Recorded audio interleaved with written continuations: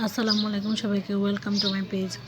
এখানে আমি আজকে খিচুড়ি আর বেগুন ভাজি আপনাদের সাথে সেই রেসিপিগুলো শেয়ার করব। দিয়ে দিলাম তেল, পেঁয়াজ কুচি, কাঁচামরিচ আর দিয়ে দিব গরম মশলাগুলো। এখানে নিয়েছি তেজপাতা, দারুচিনি, এলাচ, লবঙ্গ, স্টার এলাচ, বড় এলাচ দিয়ে ভালোভাবে পেঁয়াজগুলোকে বেজে নিব। লাল লাল করে ভেজে নেওয়ার পরে বাকি সব অন্যান্য মশলা দিয়ে দিব। পেঁয়াজটাকে একটু সময় নিয়ে ভাজবো, এতে করে গরম মশলাগুলোর সেন্ট একটা সুন্দর বেরোবে। এই যে এখানে পেঁয়াজ ভাজা হয়ে গেছে, দিয়ে দিলাম সামান্য পরিমাণ পানি, আদা রসুন পেস্ট, লবণ, হলুদের গুঁড়া, ধনিয়া গুঁড়া।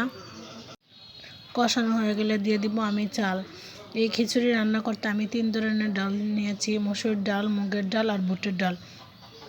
ডালগুলোকে আমি আগে থেকে সিদ্ধ করে রেখেছি, এতে করে আমার সময় অনেকটা বেঁচে যাবে। যেহেতু তাড়াহুড়া ছিল, তাই শর্টকাটে কাজ করে নিলাম। তারপরে চাল ডাল একসাথে দিয়ে ভালোভাবে কষিয়ে নিব। এইখানে খিচুড়ির স্বাদটা দ্বিগুণ আসবে যদি আপনি ভালোভাবে চাল আর ডালটাকে কষিয়ে নিতে পারেন। খিচুড়ি রান্না করেন আর পোলাও রান্না করেন, এইখানে একটা টিপস দিয়ে দিই আপনাদের। যে পরিমাণে চাল নেবেন সেই থেকে ডাবল পরিমাণের পানি দিয়ে দিবেন। অবশ্যই চেষ্টা করবেন গরম ফুটানো পানি দেওয়ার জন্য, এতে করে খিচুড়িটা অনেক সুন্দর ঝরঝরা হবে। আপনারা চাইলে এই খিচুড়িটা পুরো সরিষার তেল দিয়ে করতে পারেন, আবার সরিষার তেল ছাড়াও করতে পারেন। আমি এইখানে সয়াবিন তেল দিয়েছিলাম, পরে খিচুড়িটা নামানোর আগে সরিষার তেল দিয়েছিলাম, এতে করে আলাদা একটা খিচুড়ির সেন্ট আসবে। এই যে খিচুড়িতে আমি পানি দিয়ে দিলাম, দিয়ে জালটা একটু বাড়িয়ে নিব। যখন পানিটা শুকনো শুকনো হয়ে আসবে তখন দিয়ে দিব সরিষার তেল।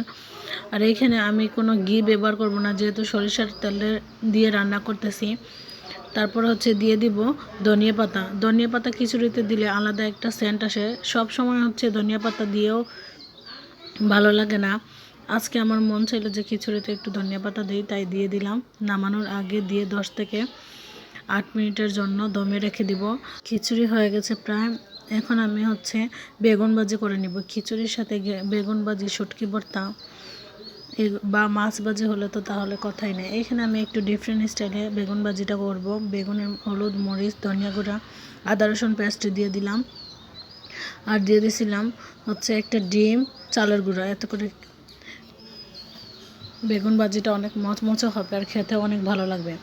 তারপর হালকা আছে সবগুলো বেগুন আমি আস্তে আস্তে এপিট ওপিট করে ভেজে নিচ্ছি।